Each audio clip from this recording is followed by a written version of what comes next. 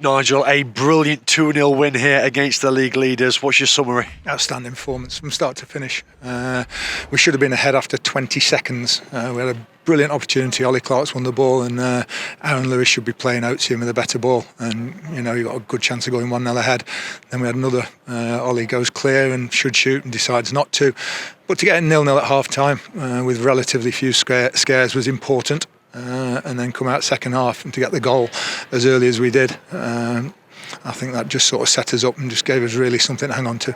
Speak about the 2:45s. In normal time, there was a lot of stoppage time at the end of the second period. The first half, very closely fought. Yeah, as you'd expect, first v second. Nobody wants to give anything away.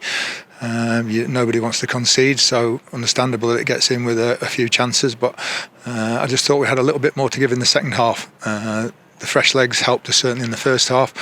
Unfortunately, we had to use two of those that were being rested, Lewis Reed and Lucas Akins, very early on in the game with the two injuries, but again they came in and were brilliant. Yeah, you made 4 changes at the start of play, ultimately paying off. We just needed fresh legs in those front 4 positions. I thought we looked a little bit tired, understandably, against Doncaster. And we'd ummed and ahed and discussed it in the office whether we were going to make the changes against Doncaster or today. We went all out to get the 3 points, didn't quite work out against Doncaster. But the squad is that good. I don't think it weakens us. And I said to the players before, if you're Ollie Clark or if you're Macca or if you're Oatsy or whatever, and Aaron Lewis, you're coming into the team, then it shouldn't be seen as a weakness. They class themselves as should be in the first 11. And what was you thinking with the change of shape? We went 4-2-3-1 as we've done for the last started. Well, we didn't start against Doncaster. The way we started against Grimsby on Boxing Day and down at Sutton. So players seem quite comfortable with it at the moment. It's also getting Lewis Brunt and Bailey Cargill both in the team, which are 2 of our better players. So it's fitting it around them. Let's speak about that second half in which you got both goals. The first after 4 minutes, a fine ball by Ollie Clark on the inside right channel with his left foot, and then George Maris, quite unusually you might say, ghosting in, but a bullet header. Yeah, usually you'd expect the reverse. You'd expect George Maris to be whipping a ball in and Ollie Clark to be in there, but it's a brilliant ball with his left foot, and it's a great timed run as well, and it was a bullet header. I've never seen George do one of those before. After that, one of their players, Noyle, had to go off, Carl Noyle, because of a clash of heads. Looked pretty nasty from his point of view, and I think there was about, over 12 minutes of stoppage time. How did that affect the course of the game? Well, it wasn't ideal, so I thought we were having not long scored. We didn't want that disruption, but the most important thing is that they take as long as they want to make sure that lad's okay. The lads who came over, our lads, said that it was a nasty one, and that as soon as it happened, he said he was sparked out. So hope he's okay. And then you had an opportunity to win the game earlier than you did when Keeler Dunn had that chance following the mix-up between the goalkeeper and the defender and just knocked it wide outside the box. I can't believe how he missed it. I thought he's jinked and he's turned and everything, and the goalie was a bit all over, and the defender and just side-footed into an empty net, and he's just dragged it wide, which fortunately he made up for it, but would have given us a little bit easier few minutes.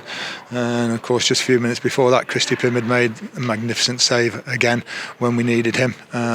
He didn't have too much to do today, because I thought the back 4 and the 2 in front were outstanding, but when we needed him again, absolutely vital save. Was that the one-handed save from the close range header? Yeah, that was it. He's almost going the other way again, and he just managed to claw a hand and keep it out. But I say, apart from that, he's not had too much to do. I think he got one soon after as well, didn't he? Sprawling across his goal line. Yeah, we'd expect him to get that one. A side foot from outside the box. A little bit unsighted, but he got it round the post for a corner. And what about the second goal in the last couple of minutes? Ollie Clark, again the architect. Keeler Dunn still had work to do, but boy did he do it well. He did, and I think bringing him on almost as an impact worked today as well, because he's looked a little bit tired of late. And they get mentally tired as well as physically tired players do.